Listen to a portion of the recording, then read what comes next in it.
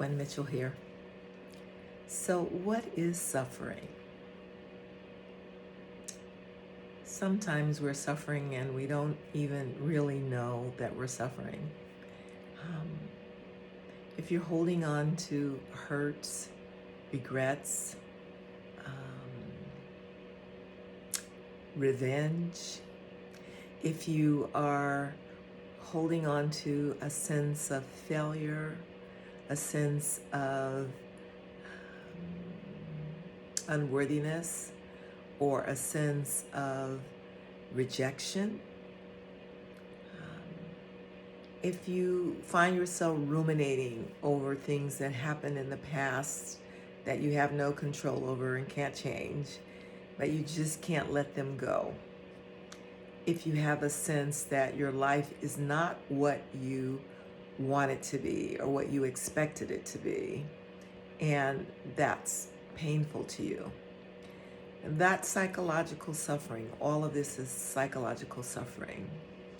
There is such a thing as pain in the physical body, for instance, when there's an injury or some kind of disease happening.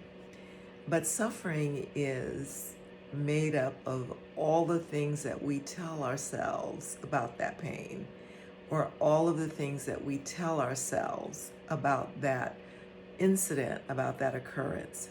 So if we're holding on to memories and they make us sad or they make us depressed, or we have this feeling of, I can never do this, or it's always like that, or I just have bad luck, and no matter how I try, there's always something standing in my way.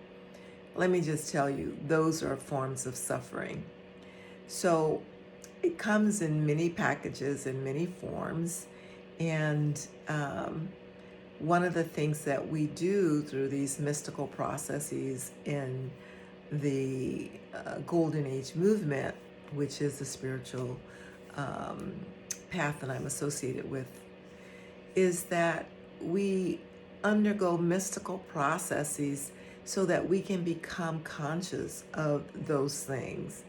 And just like turning a light on in a dark room, when we bring those things into our awareness, we shed light on them. And we're taken through these processes where we can see beyond that immediate incident. So sometimes the things that have happened to us are because of our karma, because of things that we brought into the world with us from past lives, or from traumas that we've had in childhood, and we made some kind of fundamental decisions about how life is going to be for us. And we're now acting all of that out. So this process is to begin to excavate those kinds of things that are hidden in the consciousness, that are holding us hostage and binding us to suffering.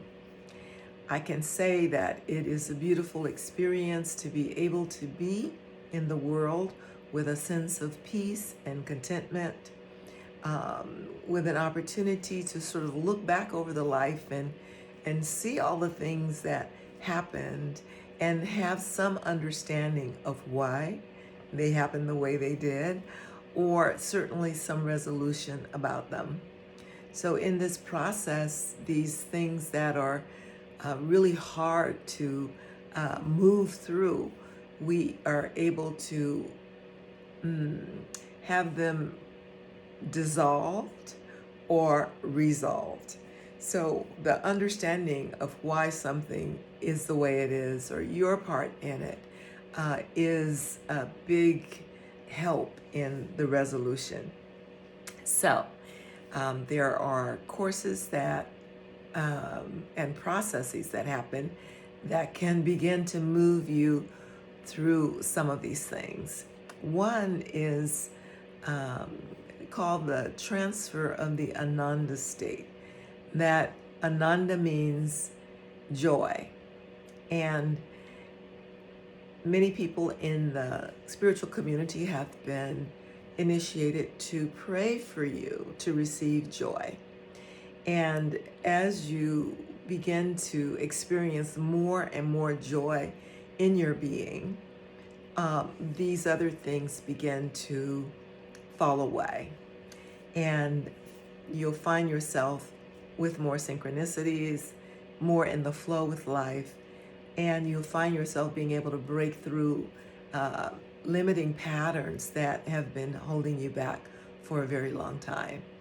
So I'm going to put information in the link below about how you can participate in the transfer of Ananda, how you can receive that. And also, if you would like prayer to receive joy or for any miracle that you're asking for, feel free to direct message me, and I am happy to join you in prayer for the fulfillment of your heart's desire. Thank you.